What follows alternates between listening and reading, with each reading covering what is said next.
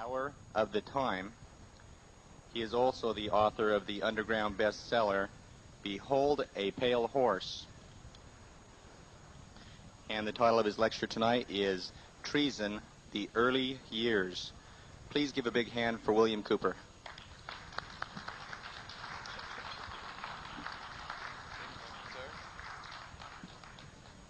Thank you, folks.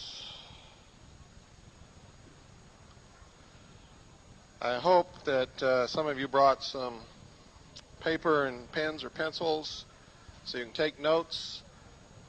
For those of you who would like documentation on what I'm going to be talking about, I have 628 pages of documentation, which anybody can find if they devote the time and the energy to the research that we have done over the last 25 years.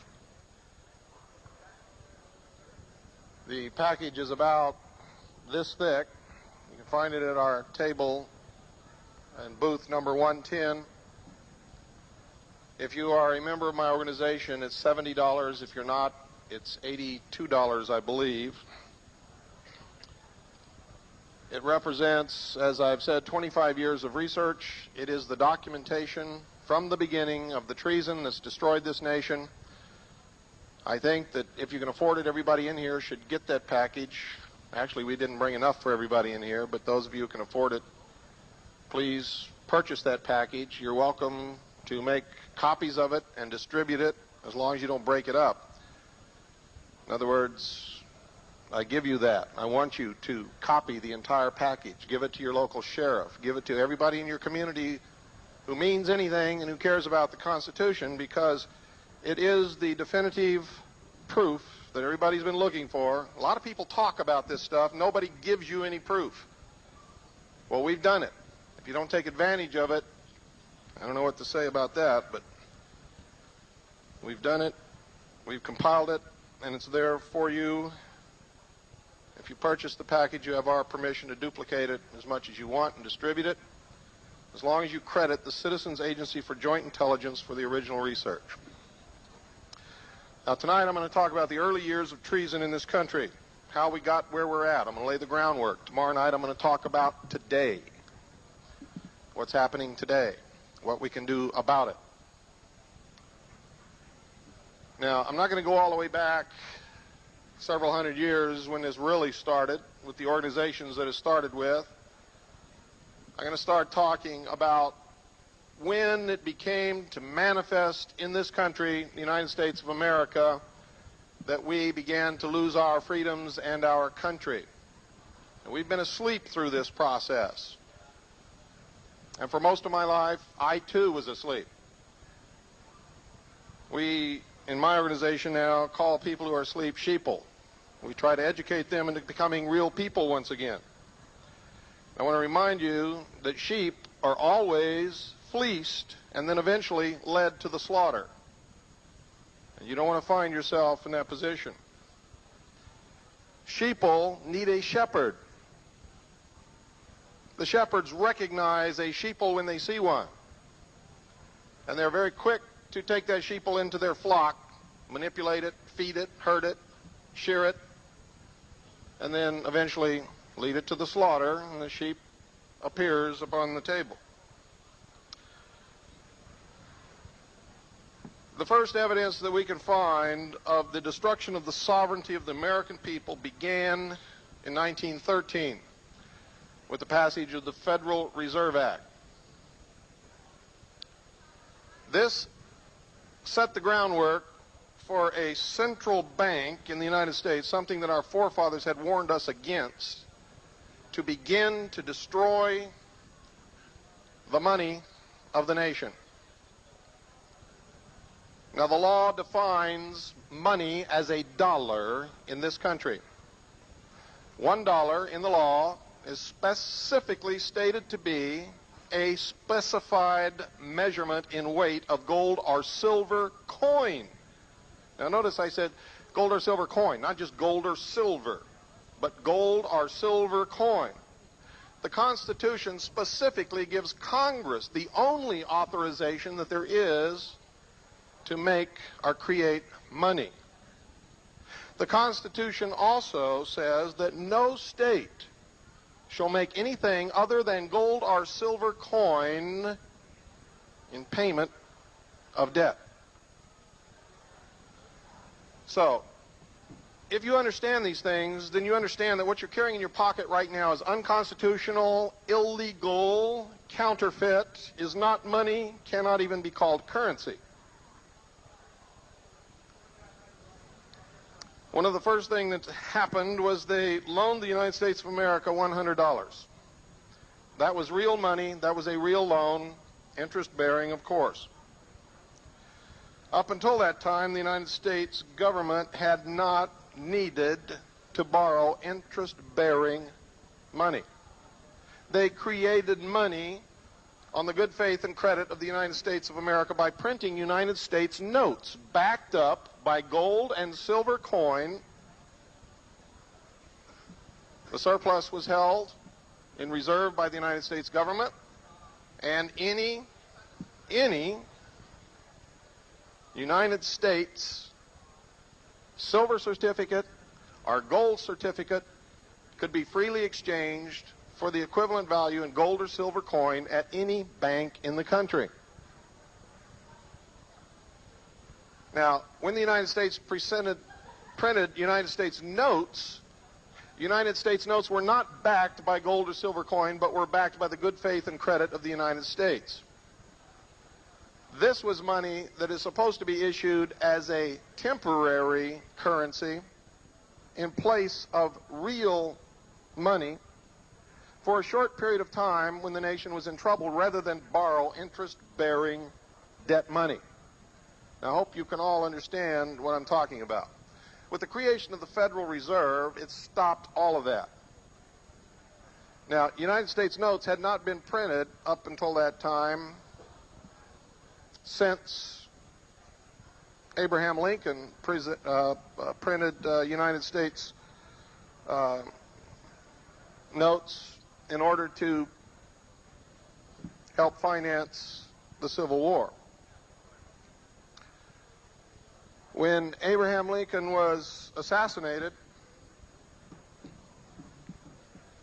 from that time up until 1913, we had used gold certificates, silver certificates, gold and silver coin, and on occasion there was a loan made by the United States which was interest-bearing, which was called a note. Okay? After 1913, the Federal Reserve System was created. It is a private corporation. It is not an agency of the United States government. It is privately owned. The only legitimate loan it has ever made to the United States government has been the original $100 loan in real money. Since that time, all of the money that has been loaned to the United States are created in order to purchase United States Treasury bonds by the Federal Reserve System, has been created out of thin air. It is money that has never existed, does not exist, in fact. It is created as a bookkeeping entry. The Treasury is ordered to print the money. The Federal Reserve pays the actual cost of the printing. There's no profit to the United States government. The notes are then given to the Federal Reserve, who then uses them to purchase a United States Treasury bond. The bond is interest-bearing. So the people are then obligated to pay back, ladies and gentlemen, something that was never in existence in the first place until it was created as a bookkeeping entry. And not only do we have to pay that back, but we have to pay interest on top of that that was never created in the first place. The interest ensures that there will be a continued, over the years, theft of the energy, the work, the substance of the American people, and it's reflected as inflation of the dollar. In other words, the more money we borrow that never existed, and the more money we have to pay back, interest-bearing, with interest that was never created, the less the value of the dollar.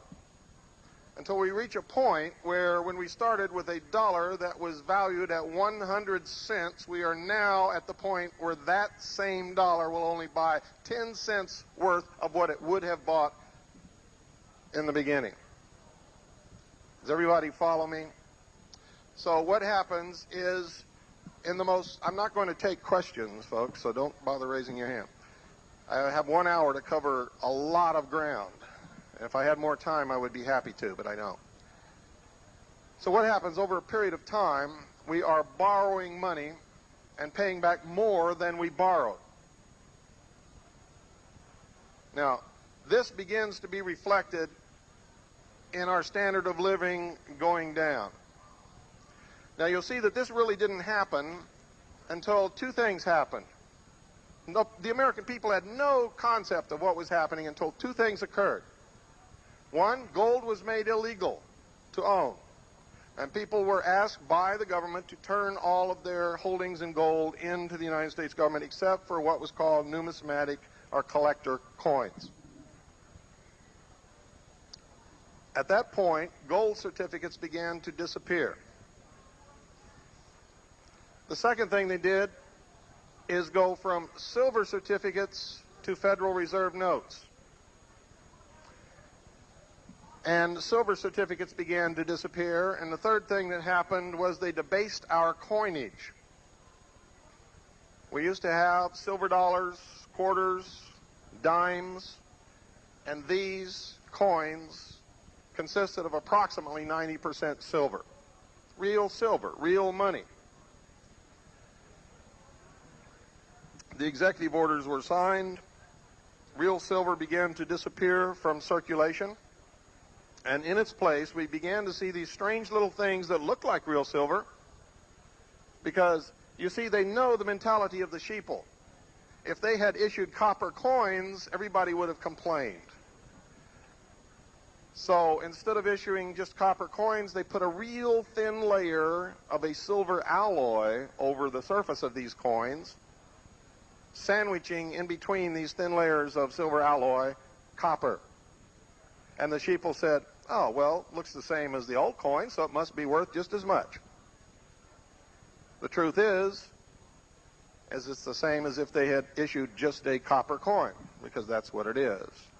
It's not worth really anything except the weight of copper in it and the very little amount of silver that coats the outside of your quarters and dimes, et cetera, et cetera, et cetera.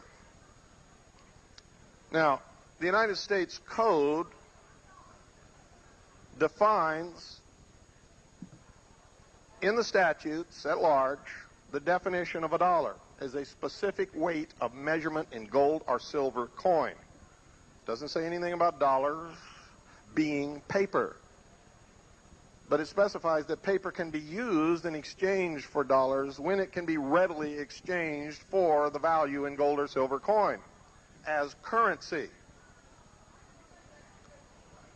It makes no provision for the issuance of notes.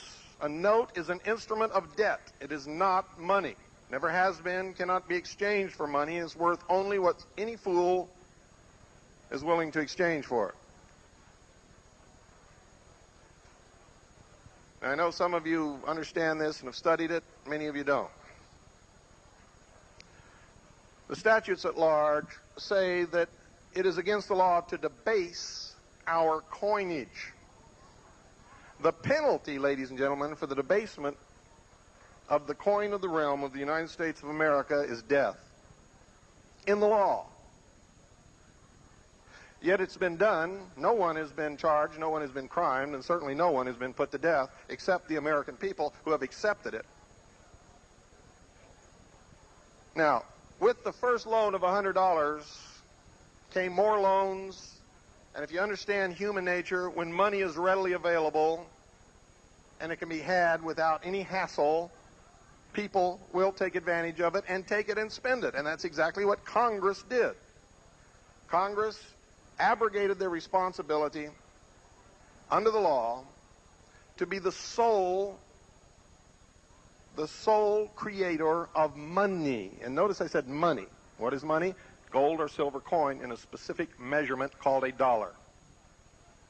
They abrogated that responsibility.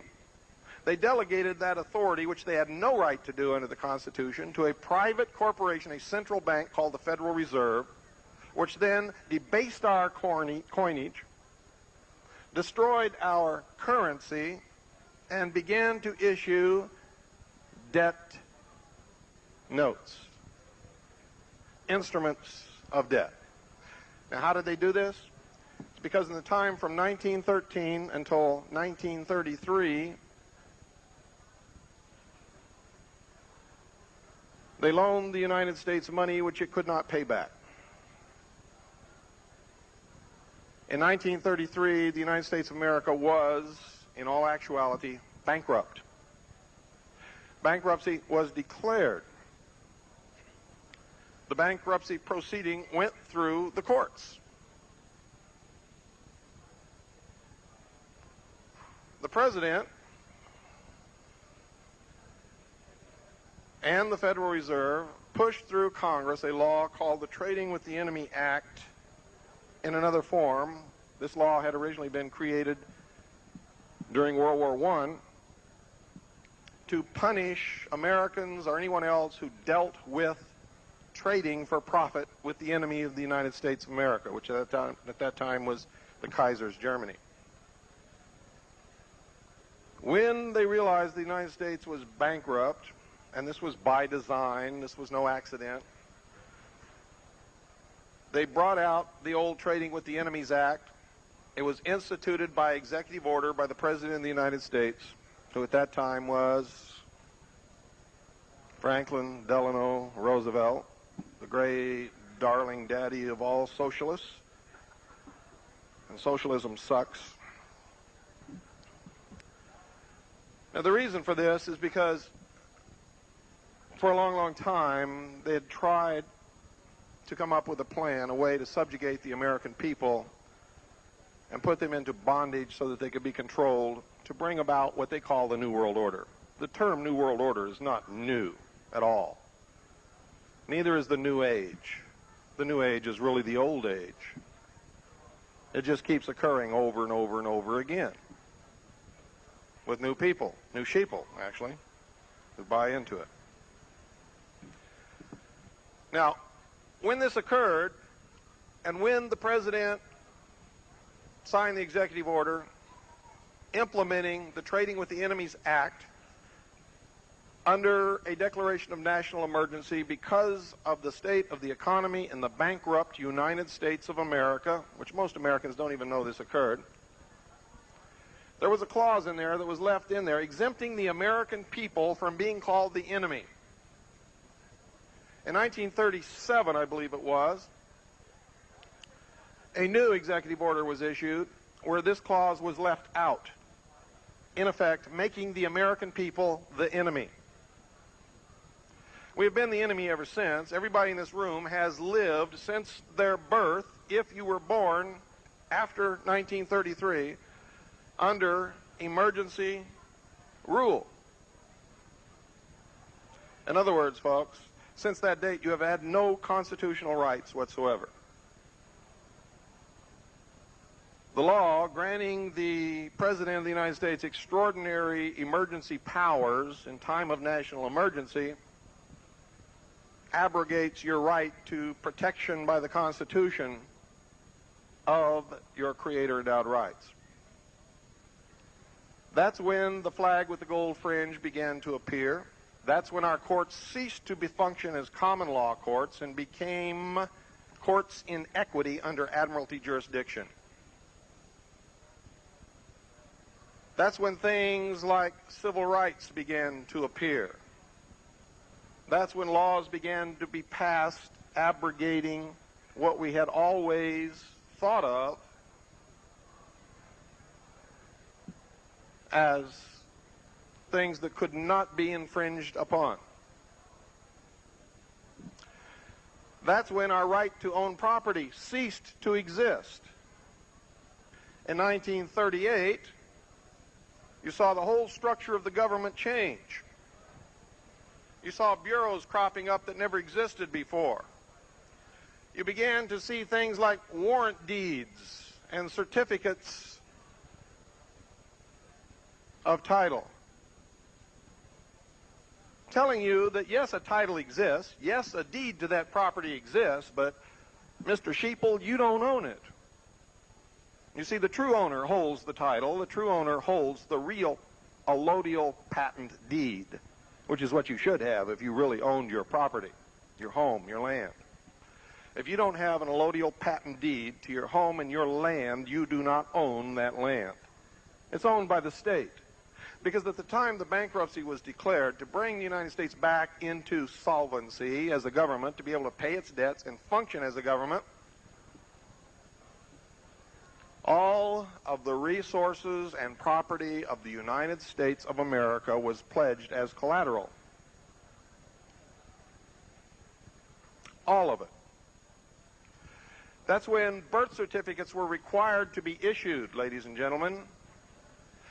And they were issued and recorded and kept in a department in the Department of Commerce called the Department of Human Resources. You ceased to become a sovereign citizen and you became a human resource. It's also when the Social Security system was foisted upon the American people and you were told that it was a voluntary system which you could choose to participate in, that you didn't have to participate in, and you were told that that number would never be used as an identification number. And everybody bought it. You know why? Because nobody was smart enough to understand what was going on. You see, in the eyes of the law, whoever bestows a benefit has the right to control the benefit. Whoever gives the benefit has the right to call the tune. Now, if you don't believe that, remember when you lived with your father as a child? You received the clothing on your back from your father. You sat at his table and you ate his food. Nowadays, it could be the mother or the father. Back then, it was usually the father. You ate his food. You slept in his bed. You enjoyed his protection, and the roof over your head was paid for by your father. Therefore, when your father said you had to empty the trash, you had to empty the trash. If he said you had to be in at 8 o'clock, you had to be in at 8 o'clock. You accepted the benefit, you had to obey his rules.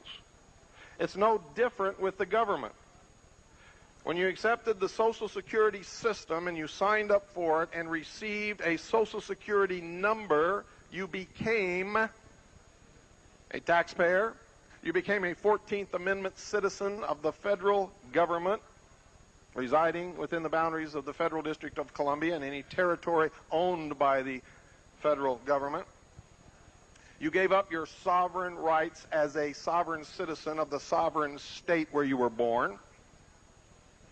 You see, because the Constitution did a funny thing.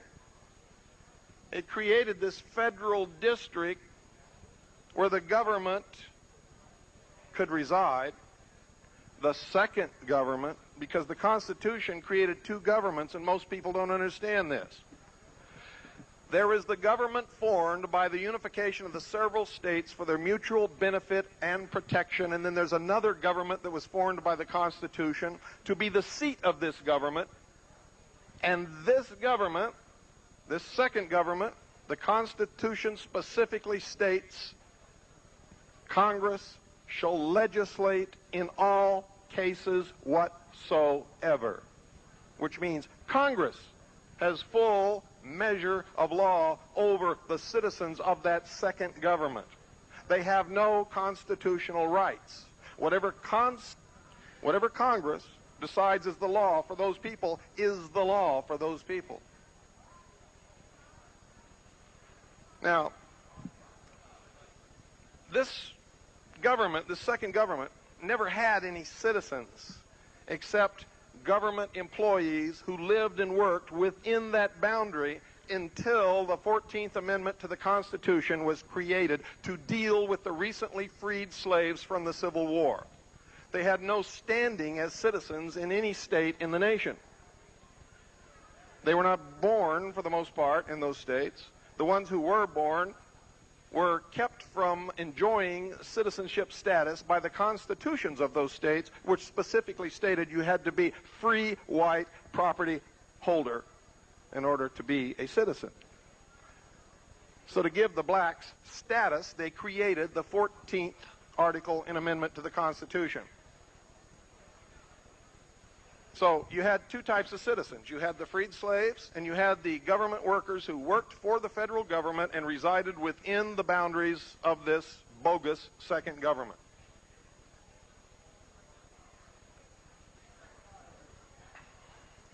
The 14th Amendment, to deal with the problem of the states, gave the 14th Amendment citizens the same rights in any state that they would have within the boundaries of that second government. In the Constitution, it gives citizens the right to contract. That right to contract got us all in trouble when we contracted with the federal government to receive benefits from the federal government. When we did that, we gave the federal government jurisdiction over us. We became indebted or indentured to them, and therefore negated our rights and our citizenship as sovereign citizens of the several sovereign states and became 14th Amendment citizens of the federal government residing within the boundaries of that district known as the District of Columbia. You see, it was a trick, and it was done by fraud because the law also says that any contract to be valid must be made with full disclosure to both parties to the contract as to what the terms of the contract really are. And none of you were told when you entered into the Social Security system, number one, that it was voluntary. You were told you had to do it. In my case, when I went down to the local Air Force recruiter, he told me if I didn't do it, I'd go to jail. And I was alive. Nobody told me what my rights were. Nobody told me what I would be giving up if I accepted a Social Security number. Nobody. Today, blacks are taught that they still don't have any standing in the several states and that they will always be 14th Amendment citizens, and that's another con. It's a lie. Because every state in the Union has changed their constitution to allow blacks born within that state to be state citizens. Yet black leaders are teaching them this bullshit. It's just not true. So they go down and enter into the Social Security agreement also, not understanding that they're also giving up their rights and once again are becoming slaves that they spent so much time trying to get out of.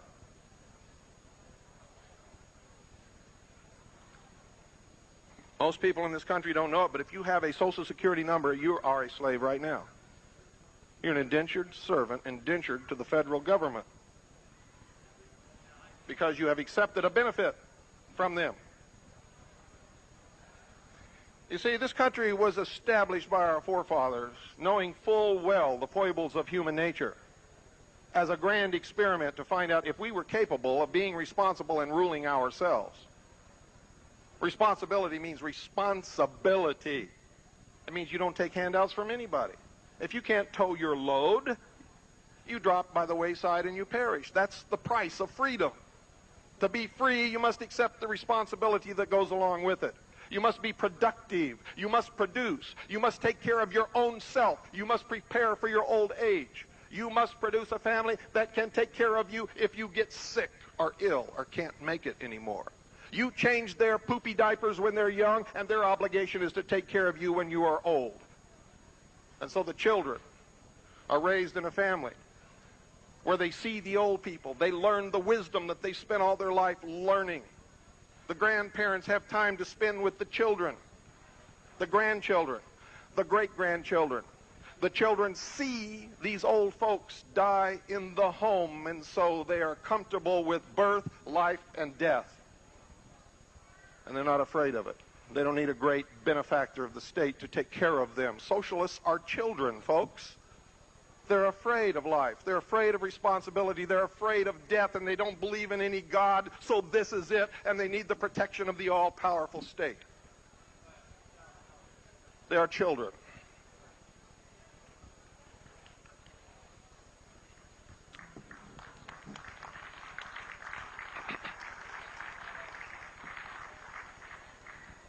The next thing that happened, and this was planned long before anybody even believes that it was planned. Albert Pike wrote about 3 wars that would bring an increasingly more powerful world organization into existence with each war. And the 3rd war, which is coming, mark my word, would be the final war, where all the peoples of the world would get down on their knees and beg for world government and no more war. The First World War was created to bring into existence the League of Nations, which it did. The Second World War was created to make the League of Nations stronger, and it resulted in the formation of the United Nations, which it did. And the Third World War will result in George Bush's 5th goal in the Middle East, the completion of a new world order. Get the last issue of Time magazine and read the article that Henry Kissinger just wrote in there about the New World Order. Read the big news, Brzezinski's books, where he calls for a New World Order, where he says it will be socialist in nature. Read H.G. Wells' book that he wrote in 1940 and was published in 1940 called The New World Order, where he describes the new socialist world government that will come about.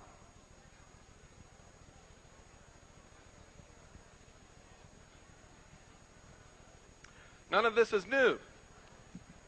For those of you who have been going around all your life calling those of us who have been trying to sound the warning, we've been shouting in the wilderness, trying to wake you from your slumber, get you to pull the wool from off your eyes and stop being sheeple and become real people. For those of you who have called us paranoid conspiracy nuts,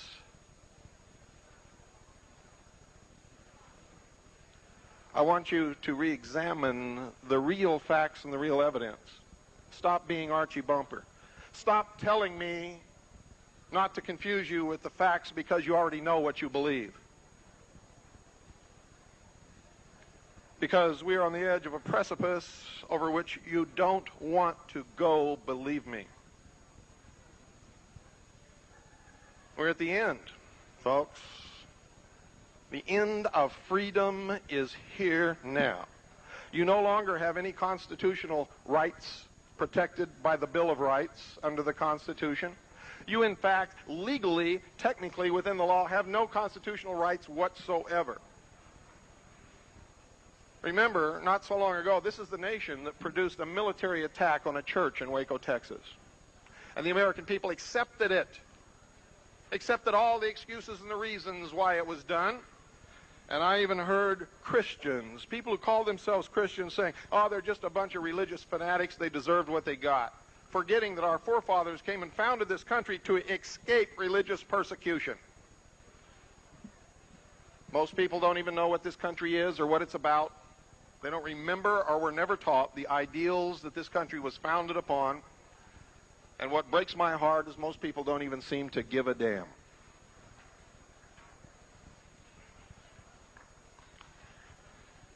It is time that all that has to change.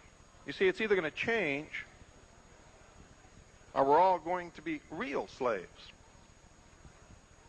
You see, you no longer have the protection of habeas corpus. We have political prisoners in prison right now that have been there for as long as 3 years with no trial, no charges. Habeas corpus is rejected every time it's submitted. In this country, the United States of America, your door can be broken down in the middle of the night of any single week. Your home can be searched. Your whole family can be searched. Your women can be stripped. Their bodily cavities can be searched. Your property can be confiscated. Your bank accounts can be confiscated, and all can be sold off at auction within 24 hours without any charges being brought against you, with no due process of law, with no trial by jury. In this country, now, today, you have no freedom of speech anymore. The press is shackled. I can go on and on and on and on. but I think you get my message. All 10 articles and amendment, known as the Bill of Rights, are dead and buried. They're gone. All this talk about the Bill of Rights is just so much bullshit. You don't have any. Did you know the police can now beat a confession out of you and it will not be thrown out of court? It stands.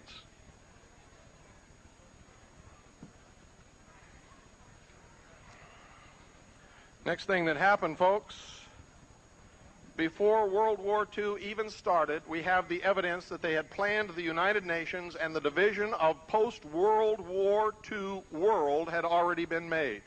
We have maps that show exactly what came out of World War II that were made before the war even started. The meetings by the Big Three during the war were just to sum up the final agreements, make the final divisions, and make it official. What happened post-World War II? The war was over. We were all allies. We were supposed to share in the spoils of victory and go on to a peaceful world. Again, it was supposed to have been the war to end all wars.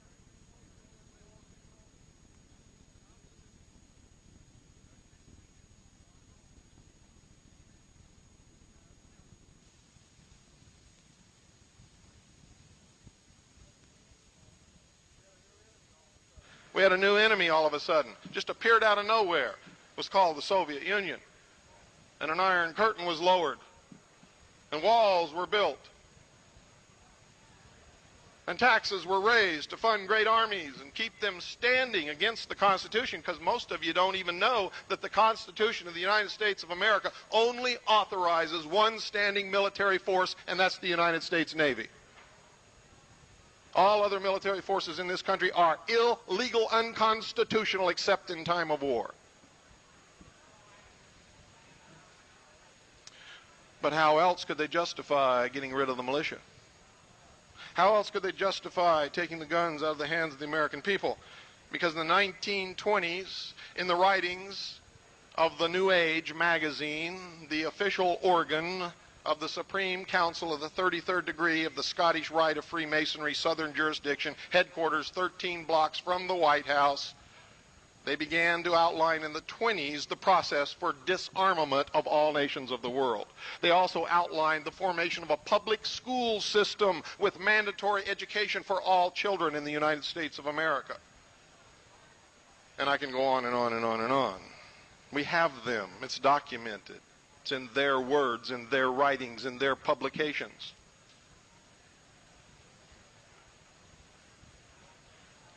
We have the voting record of all the congressmen who voted for all these treaties and all these laws and all these things that have destroyed this country over the years since the beginning of this century.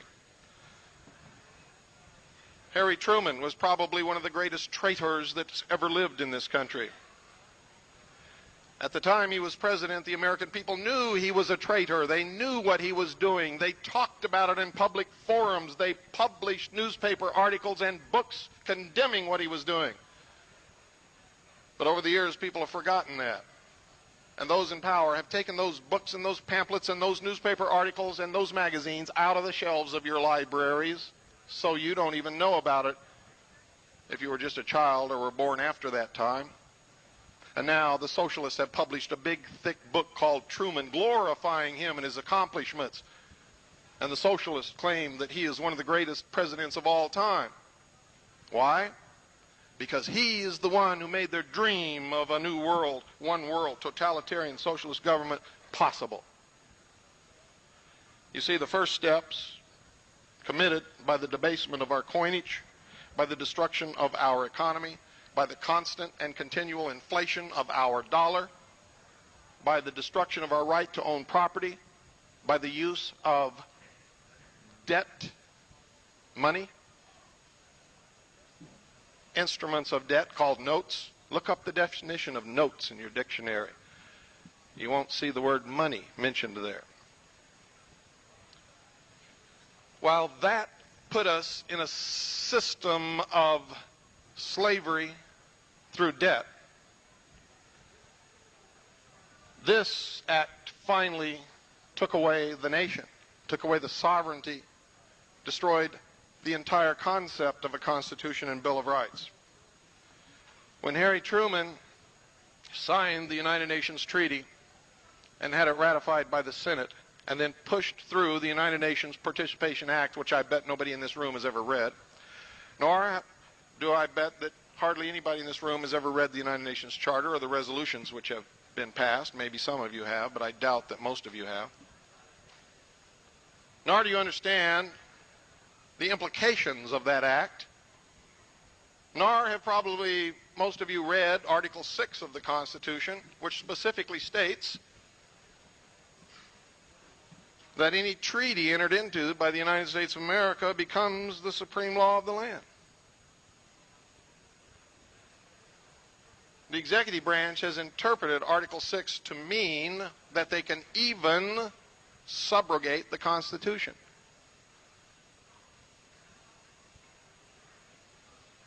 Supersede the Constitution, overrule the Constitution. If the Constitution conflicts with a treaty, the courts have ruled since the 1920s that the treaty shall prevail. What that means is if the Supreme Court was ruling on that question in the 1920s, that when the United Nations Treaty was signed and ratified by the Senate in 1945, that means that the United Nations Charter became the supreme law of the land. And that's exactly what it is today. What you are seeing is not the United States troops going to feed starving people in Somalia. I mean, how stupid can we be? They didn't invite us over there. The people in Somalia did not say to the United States of America, please send troops to our shores to feed us, we're starving. They never said that.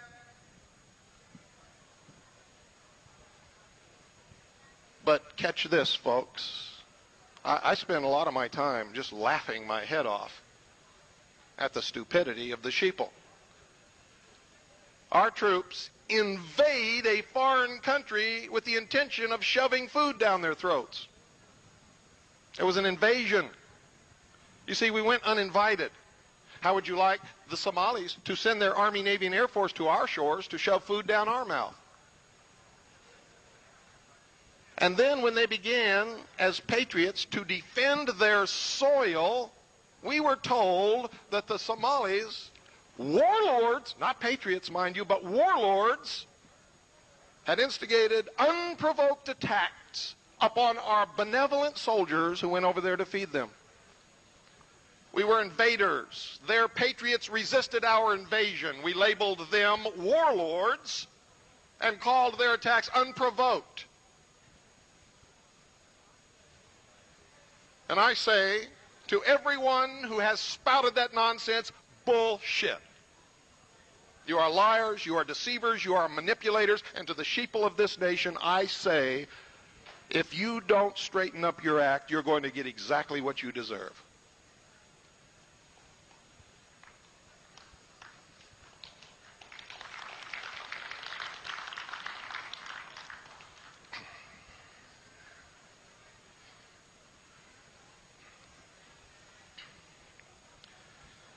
I'm going to read something to you, folks, that will bring it home.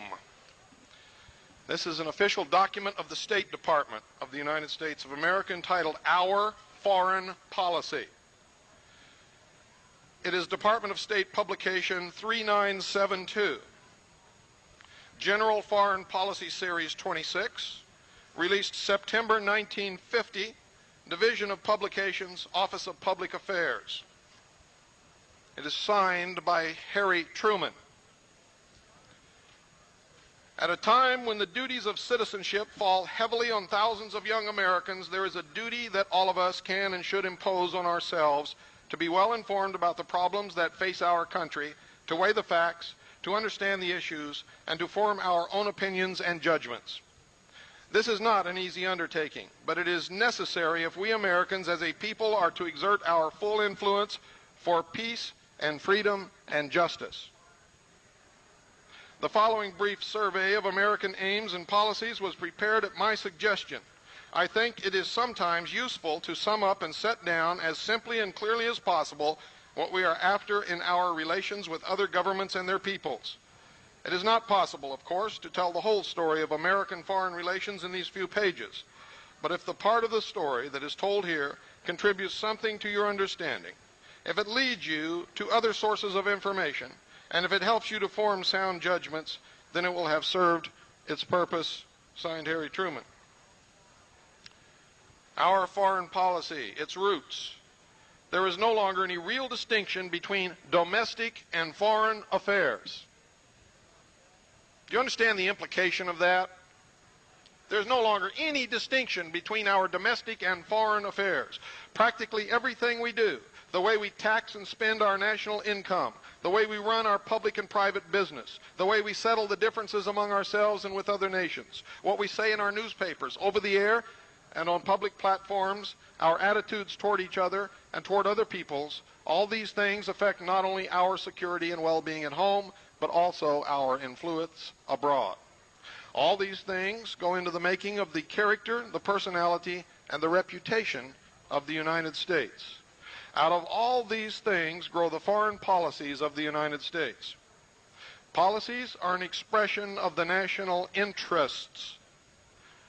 First, he says there's no distinction between foreign and domestic policy, and then he says policy is a reflection of the national interests.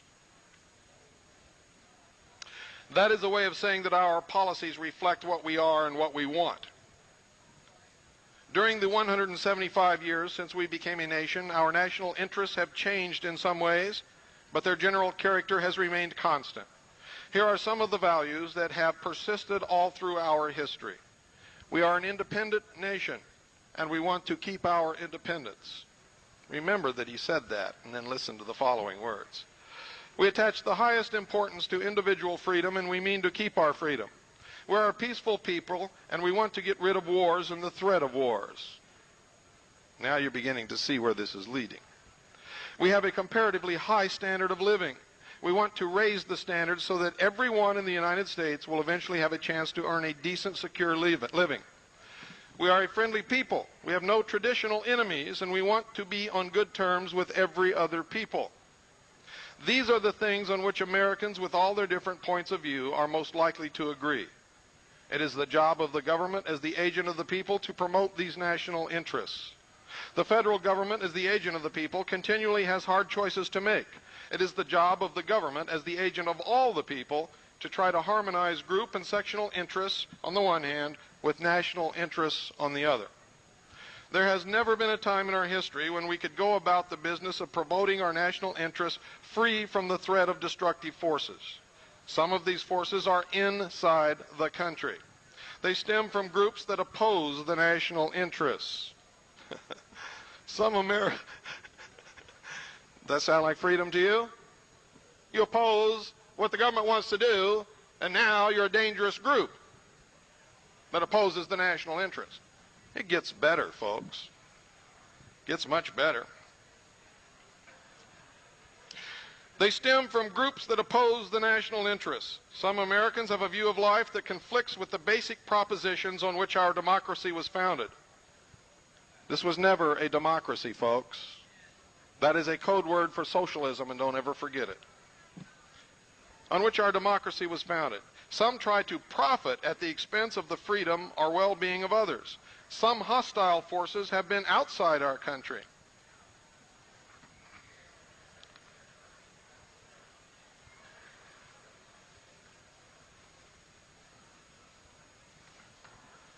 Well, somehow it got out of order here.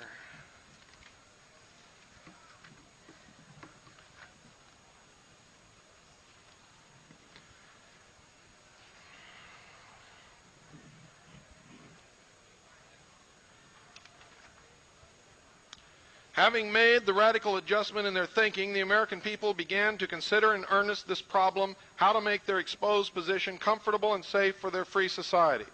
To that end, they began to plan and build an international community in which people could live in peace under the protection of law. The building of such a community is the most ambitious, the most difficult, the most hopeful, and the most exciting enterprise on which the American people have ever embarked.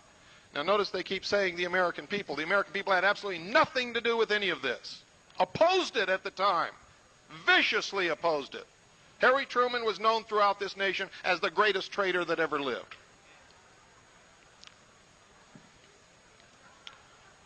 It is big enough and hard enough to engage all our energies. If it were not for the threat of aggression, we could concentrate all our energies on that job. We could say that it was, in fact, the substance of our foreign policy. But unfortunately, that is not possible. The Soviet power drive has cut across the course that we and other peace-minded peoples had charted for ourselves as a hurricane cuts across the path of a ship. It has blown us all miles off our course. It has been a tragic interruption to our progress, a wasteful diversion of our energies. Nevertheless, we are plowing ahead, breasting the hurricane as we go, holding on to our main purpose. What does it mean to build an international community? It means first organizing the members to deal collectively with their problems and to defend themselves collectively against anyone who may threaten the peace and tranquility of the community. So we took the lead in organizing the United Nations and its various specialized agencies. Now, for those of you who don't understand it, the United States created the United Nations. In all actuality, the United States is the United Nations, and the United Nations is the United States. It means, second, repairing the damage of war so that members in good standing can play their full part in the life of the community. To this end, we took the lead in organizing the Marshall Plan and the relief programs which preceded it. It means, third, bringing the outlaws back into the community as decent working members. So we undertook the occupation of Germany and Japan and the education of their peoples in the ways of democracy. It means, fourth, helping the people of the underdeveloped regions of the world to pull their standards of living up to a level that modern science and technology have brought within reach of all people. So we have embarked on the Point 4 program of technical cooperation with people who want and can profit by our aid. It means, fifth, developing a sensible system of trade so that all members of the community can expect that their work will contribute to a healthy and expanding economic life for themselves. They're not talking about the United States of America, folks. To this end, we have helped to write an international charter of fair trade practices and to create an international trade organization where the nations can settle their disputes across a conference table. That was GATT. You all thought it was just created. It was created way back then. Through reciprocal trade and tariff agreements, we are gradually opening up the channels of world trade that have been clogged for a generation.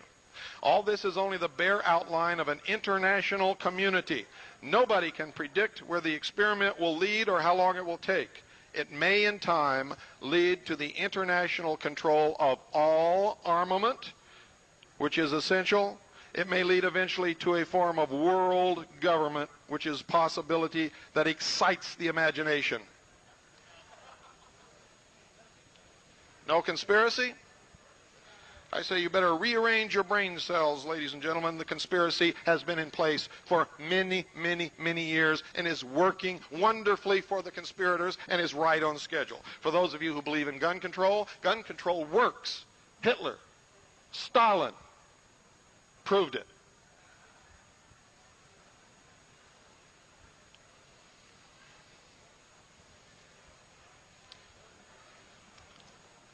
Harry Truman, in concert with a man named Wild Bill Donovan, the head of the OSS,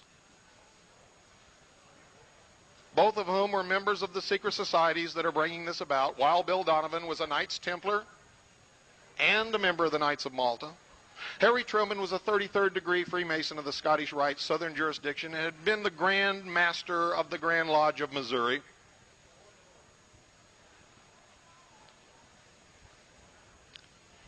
They planned a revision of the government. The War Department was scrapped. The Department of Defense was created, and lo and behold, was housed in a building built in the shape of a very well-known occult symbol, the pentagram, the outlines of which form a pentagon.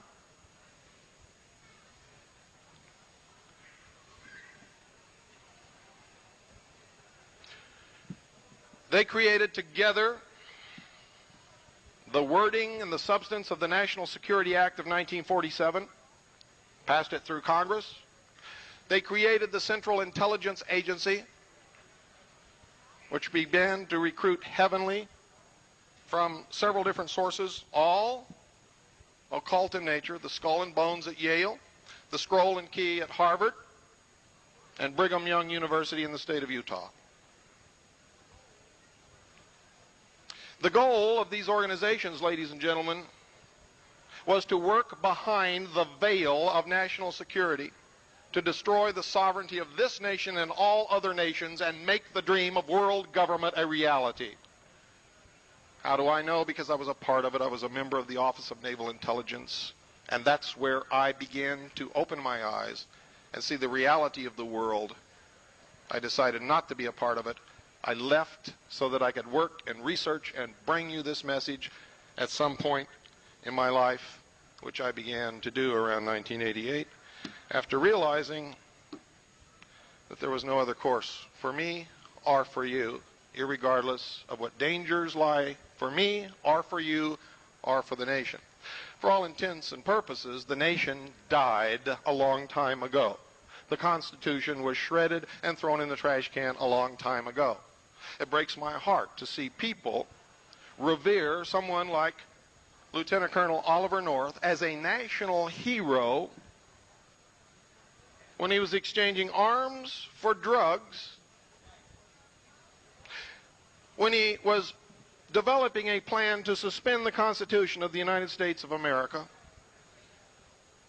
when he was, by his actions of destroying evidence, shredding the Constitution and lied to Congress. And people today pay him $25,000 to come and speak. He's now running for the Senate in Virginia. What is wrong with us? When are we going to grow up? When are we going to shed the wool and become real people and stop being sheeple? It's almost too late. Sometime in the very near future, every patriot leader in this country will be rounded up in the dead of night. His neighbors will be told that he is a drug dealer or a terrorist. And the neighbors will say, "I knew there was something wrong with that guy all the time. I'm glad they finally got him." Good night, and God bless you.